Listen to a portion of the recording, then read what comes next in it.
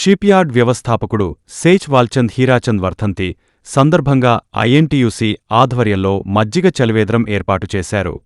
Shipyard గుర్తింపు union ప్రధాన కార్యదర్శి శ్రీరామమూర్తి నాయకత్వంలో జరిగిన ఈ కార్యక్రమంలో పలువురు అధికారులు పాల్గొన్నారు.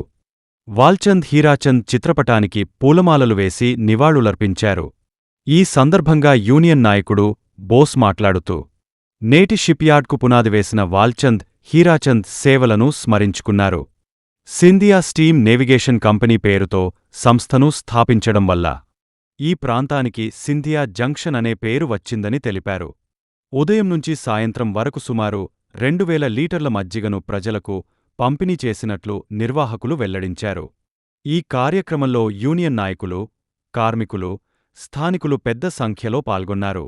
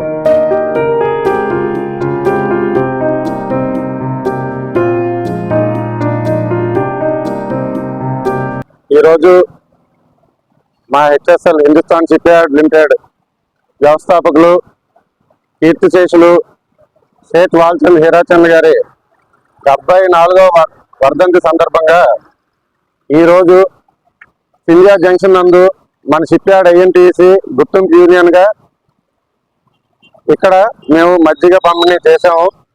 ఉదయం 6:30 మొదలుకొని సాయంత్రం 4:30 సమయం వరకు ఇంకా గడుస్తూనే ఉంది. సుమారు 5,000 పైచిలకు మంది వచ్చి ఆయన్ని స్మరించుకొని మా ఇచ్చే మజ్జిగ స్వీకరించి ఆనందంతో, అంటే ఎండాకాలంలో అందరూ స్వచ్ఛందంగా చేసి మా యూనియన్ తరపు నుంచి మా షిప్యార్డ్ యావత్తు అందరూ సుఖ సంతోషాలతో ఉండాలని చెప్పి కోరుకుంటూ మనం ఈ కార్యక్రమాన్ని గత సంవత్సరం చేసాము, మళ్ళీ ఈ సంవత్సరం చేస్తున్నాము. ప్రతి సంవత్సరం ఇలాగా నిర్వర్తించేలాగా మా కృషి మేము చేస్తామని తెలియజేస్తాం.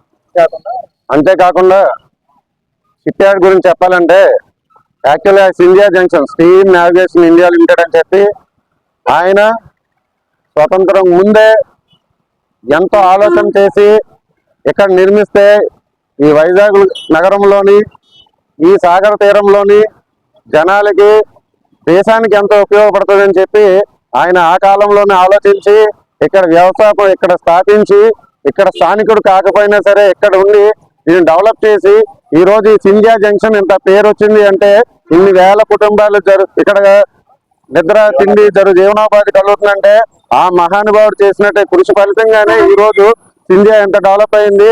దీని ద్వారా గాజువా కూడా ఎంత డెవలప్ అవడానికి కారణం కూడా ఆయన ఆ రోజు వేసిన బాటే ఈ రోజు జనాలందరికీ ఒక వెన్నుముక్కలాగా ఈ రోజు చెప్పాడు. గతం నుంచి ఎన్నో ఒడిదుడుకులు తెలుసుకొని ఇప్పుడు మినిస్టర్ ఆఫ్ డిఫెన్స్ తో కలిసిన నేపథ్యంలోని ఇప్పుడు చాలా తీరాలు పైకి వెళ్ళి ఖచ్చితంగా మినీరత్న స్టేజ్కి వెళ్ళాం.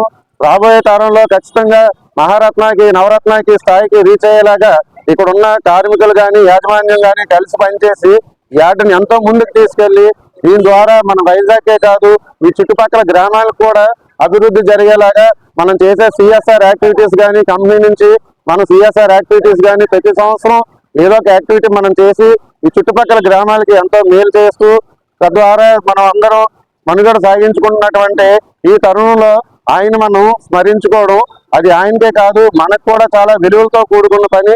ఎందుకంటే ఆయన కోసం వచ్చే తరాలకు తెలియాలి.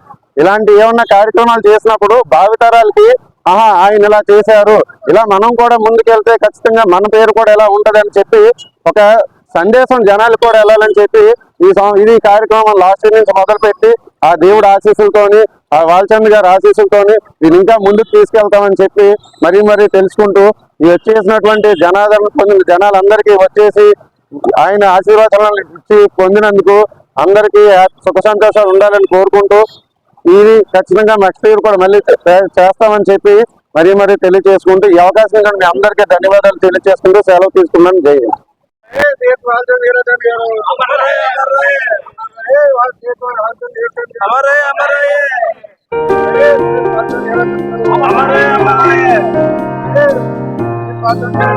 हमारे